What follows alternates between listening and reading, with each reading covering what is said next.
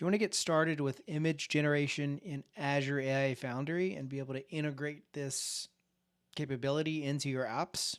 Well, that's what we're going to go over in this video. My name is Jeff Bernard with Solve Systems, and we seek to teach people about different platforms. In this instance, Azure AI Foundry is one we'll be going over. And so let's jump right into the image playground in AI Foundry. So we land in this as always, as we cover this in former videos. If you haven't seen those, you might want to go check them out for some of the other content around AI Foundry. But let's jump straight into the playground.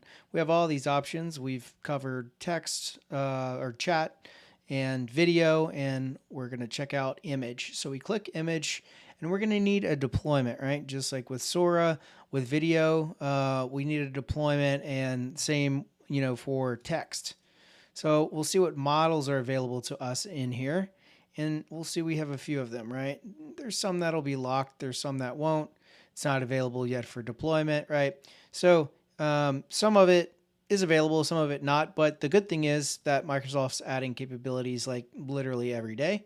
And so let's try Flux Context Pro because I've never heard of it and I've never used it. So let's see what that's about.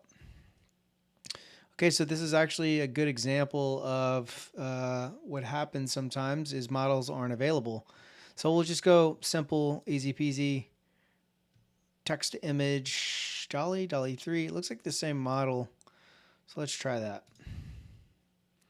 That looks available. We'll create the resource.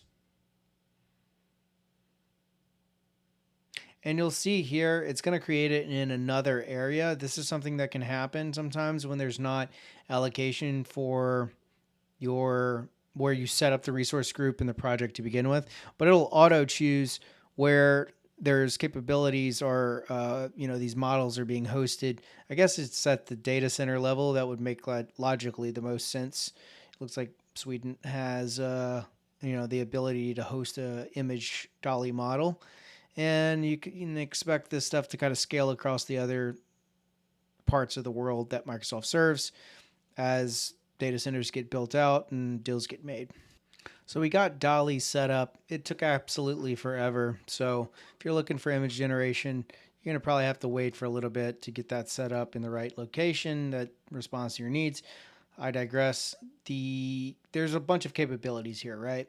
So as always, you're going to have your code view. This will allow you to be able to get your endpoint basically in the language that you need it, right? So you can get your JSON body there to be able to send this to a curl request.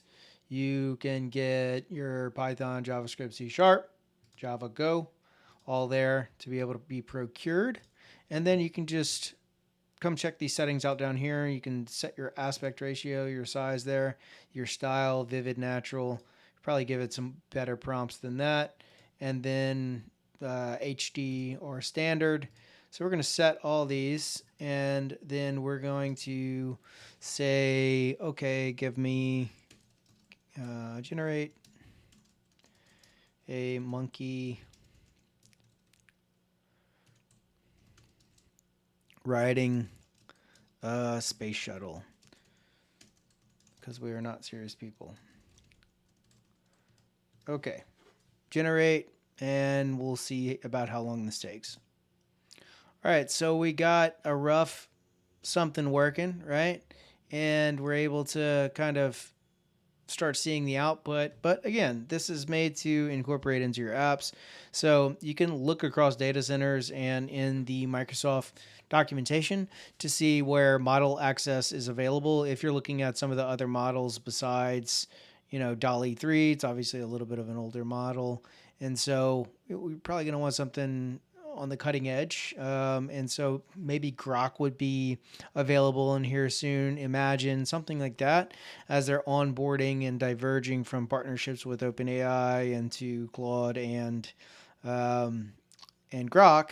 I think, this becomes more compelling, certainly more heavy on the text input output stuff. And so there's a little feedback. You probably give them a little feedback, say, hey, make this a little better. but it's there and it's improving. And I would say they're starting with, the improvements that I've seen in the last few months have really been around the text and everything else. And then they're probably working their way to the more complex stuff. But I mean, as models merge, this is all in flux. And so it's pretty interesting. So if you need any help setting up any infrastructure for any of your AI projects, please reach out and we'll talk to you later.